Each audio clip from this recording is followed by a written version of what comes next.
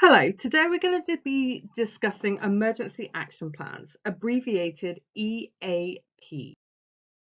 So, we're going to be discussing why emergency action plans are important in the area of sports therapy and rehabilitation, especially when you are pitch side as well. And it's crucial that you produce an emergency action plan.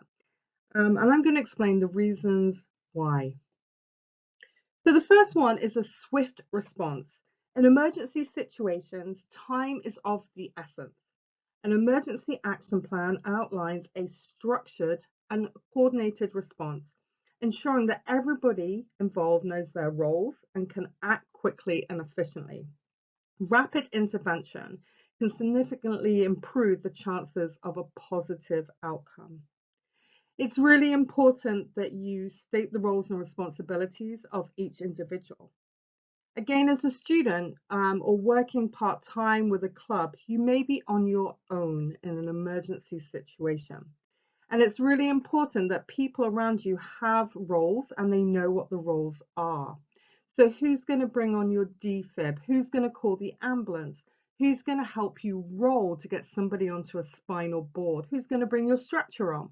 So it's really important that you have these roles and responsibilities. People know what they are and that you practice it so it runs very, very smoothly.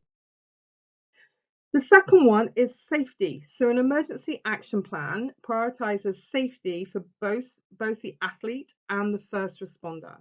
It includes guidelines for assessing the scene to determine if it is safe to provide first aid, and it helps reduce risk to all individuals involved. Again, it gives clarity and organization. Having a well-defined plan in place helps avoid confusion and panic during emergencies. It provides a clear sequence of actions, responsibilities, and steps to follow, which can prevent chaos and ensure critical tasks are not overlooked. So being very clear with your action plan and being very organized with your action plan is really important. Who's going to call that ambulance for you? Are you going to call the ambulance? If you're working in a training situation where maybe the gate's locked, who's going to open that gate for you to maybe get the ambulance on field? Who's going to direct the paramedics?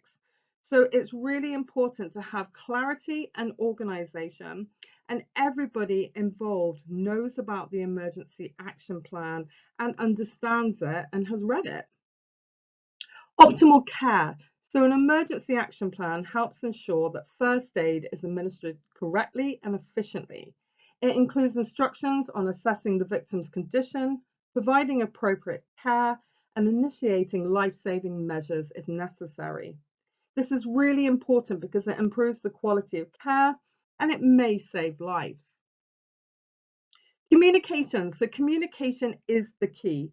Effective communication is vital in emergencies.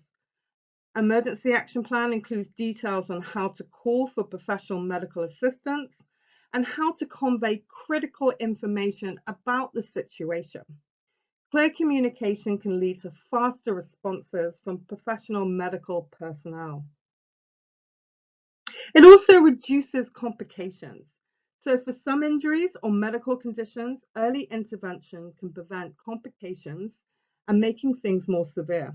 An emergency action plan can guide responders in taking appropriate actions to address the specific nature of the emergency, such as controlling bleeding, stabilizing fractures, or providing CPR. Legal protection. In some cases, having a documented emergency action plan can provide legal protection for those providing first aid. It demonstrates that the responder acted in accordance with established procedures and protocols, reducing the likelihood of liability issues. Training and being prepared. Often, or when you're developing an emergency action plan, it involves training for individuals who are responsible for first aid. This training helps them become better prepared, more confident in responding to emergencies. So regular drills and practices reinforce these skills.